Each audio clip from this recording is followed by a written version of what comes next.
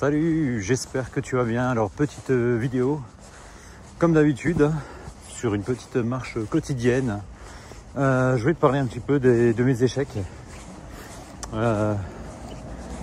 Maintenant, j'ai dépassé la quarantaine et je voulais te dire justement ce que j'ai mal fait dans ma vie.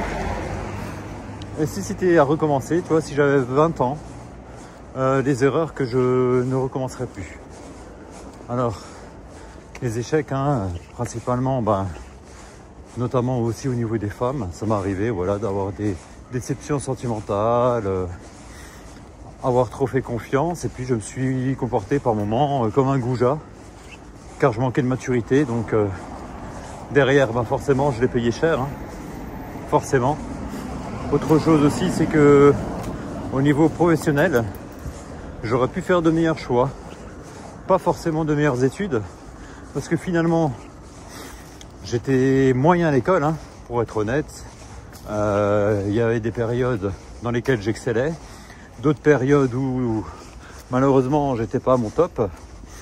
Mais niveau scolarité, niveau études, voilà, donc j'ai un diplôme après le bac, je me plains pas trop.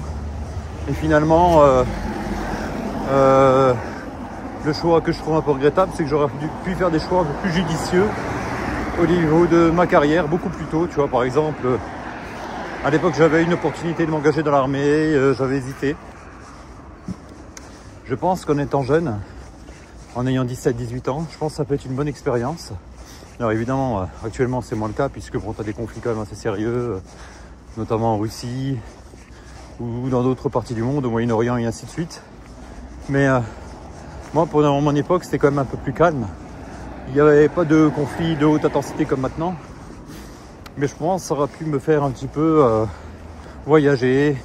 Et surtout, à l'époque, tu avais plus d'avantages. Par exemple, tu vois, au niveau de la retraite, au bout de 15 ans de service, tu pouvais réclamer une petite pension. Mais bon, c'est pas avec ça, finalement, que une pension de 800 à 1000 euros que tu vas pouvoir être libre et faire ce que tu veux de tes journées, tu vois. Mais bon, j'aurais pu faire des choix beaucoup plus judicieux, notamment au niveau de l'investissement, du domaine des finances, travailler dans des salles de marché par exemple. Ça aurait pu être sympa, de faire une bonne expérience là-dessus pour ensuite se monter ma propre entreprise. Ça, je pense que le fait de devenir entrepreneur, ça aurait pu être hyper intéressant très jeune, ou bien travailler dans des pays où le salaire est beaucoup plus élevé, par exemple au Luxembourg, en Suisse. Tu vois, si tu habites Sud-Est en France, par exemple, ça peut être une bonne opportunité justement de soit d'investir rapidement dans l'immobilier ou d'accumuler du cash pour l'investir dans d'autres classes d'actifs. Pareil, donc si tu veux, pour l'immobilier, je regrette un petit peu parce que j'aurais dû investir beaucoup plus tôt et j'aurais pas dû acheter, comme beaucoup de Français le font, la résidence principale. Ça m'a bloqué un petit peu, j'avais le schéma classique, femme, enfant, toutou, maison. Heureusement, Dieu soit loué que je n'ai pas pris une maison parce que bon, comme finalement ma première longue relation n'a pas fonctionné, donc j'aurais été un peu ennuyé par la suite pour payer un crédit pendant plusieurs années. Donc j'ai acheté un appartement à la place. Finalement, j'ai limité la casse. Mais j'aurais pu investir dans le locatif notamment beaucoup plus tôt et ne pas écouter forcément les gens qui m'entourent, qui sont décourageants, certaines personnes, tu vois. Parce qu'il y a pas mal de personnes qui te démotivent. Pas mal de personnes te démotivent et voilà, t'empêche un petit peu de réussir. Donc si tu es jeune, tu vois, personnellement, si c'était à refaire, si j'avais 20 ans, j'essaierais de trouver un salaire assez conséquent, notamment peut-être partir, voilà, un pays comme la Suisse, ou alors m'engager peut-être, voilà, l'armée. Bon, maintenant c'est plus la même chose, À l'heure actuelle, je m'engagerai pas, tu vois, mais en tout cas, j'essayerais de trouver un métier qui paye bien, où je peux mettre pas mal d'argent de côté pour investir directement dans le locatif, en immobilier, pour utiliser au maximum l'effet de levier. Investir en bourse également très tôt, très jeune. Ne serait-ce que le fait de mettre 50 euros par mois, c'est déjà mieux que rien, tu vois.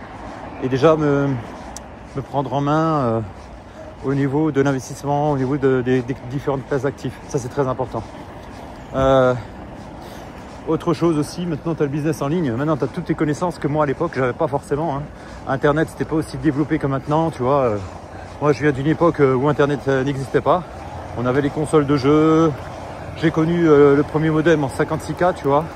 où quand tu te connectais sur internet, ça faisait un bruit pas possible, avec une vitesse abominable. C'était avant la DSL, tu vois, c'est pour te rendre bien compte que finalement à l'époque on avait moins de chance que maintenant, je trouve. Parce que maintenant, tu as juste à prendre un abonnement YouTube et finalement, bah, tu as toutes les connaissances du monde, tu vois. Tu peux te former en bourse, tu peux te former en immobilier, tu peux te former dans le business en ligne. Et pareil, tu vois, si au niveau des échecs, mais bon, à l'époque, je connaissais pas trop le domaine, j'avais beaucoup de craintes, beaucoup de peur.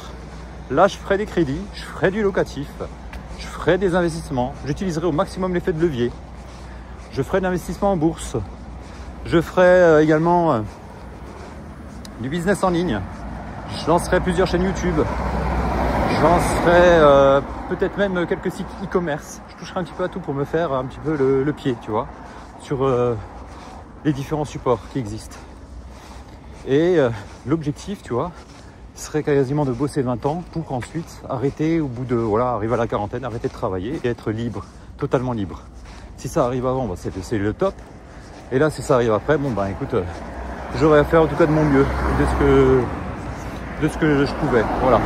Donc je sais pas ce que toi t'en penses, tu vois, mais moi personnellement, tu vois, c'est des erreurs, quoi, là, où je suis investi un peu trop tard, je trouve. J'avais trop peur d'investir, notamment en immobilier locatif. Donc j'ai investi, hein, mais j'aurais pu ne pas me laisser influencer par différentes personnes qui, eux, avaient vraiment peur, qui étaient hyper pessimistes et négatifs. Tu vois, là-dessus, c'est vraiment dommage, quoi. Donc là-dessus, je regrette un peu. Je regrette un peu par rapport à ça, mais bon, on refait pas le passé, hein. Comme disent certains philosophes, le fait de regretter, ben, ça veut dire que tu es malheureux 2 fois, donc évitons le regret. Alors, le mariage.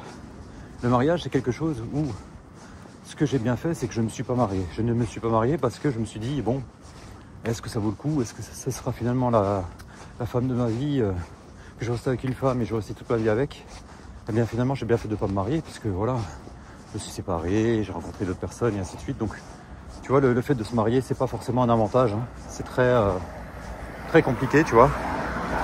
Ça coûte de l'argent. Et après, tu es un petit peu condamné, hein, parce que le jour où tu souhaites te séparer, ça coûte très cher, hein. Le divorce, les pensions, notamment, voilà, si tu mets enceinte ta compagne, eh ben, derrière, tu as des enfants, tu as des pensions alimentaires à payer, c'est compliqué, c'est du stress, et ça coûte énormément d'argent.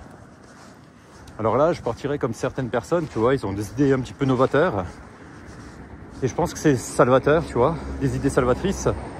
Dans le sens que le mariage, être condamné comme ça toute ta vie avec une personne, surtout de nos jours où les gens ont tendance, ont une propension à changer de personne, de compagnon, de compagne, comme s'ils changeaient de mouchoir, quoi, tu vois, comme s'ils changeaient de chaussettes.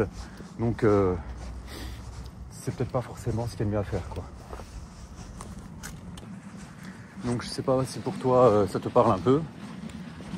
Et puis le fait aussi de voyager, de peut-être tenter mon expérience à l'étranger aussi, ça peut être intéressant. J'avais des opportunités comme ça à l'époque, à partir par exemple au Canada ou dans d'autres pays que je n'ai pas saisi ces fameuses opportunités. Je pense que ça aurait pu être un gros avantage. Si toi tu es jeune, tu as 20 ans, tu as l'occasion peut-être des opportunités de travailler à l'étranger, par exemple en Asie ou bien en Amérique du Nord, n'hésite pas, fonce. Même si ça fonctionne pas, tu auras bien le temps de rentrer en France, ce sera pas un souci. Par contre, si tu vas pas, bah, tu peux regretter par la suite, quoi. Donc, le bilan de ce que je tire, hein, je me plains pas trop parce que j'ai une vie qui n'est pas désagréable. Financièrement, je me sens plutôt bien. Je suis plutôt à l'aise, je suis plutôt confortable.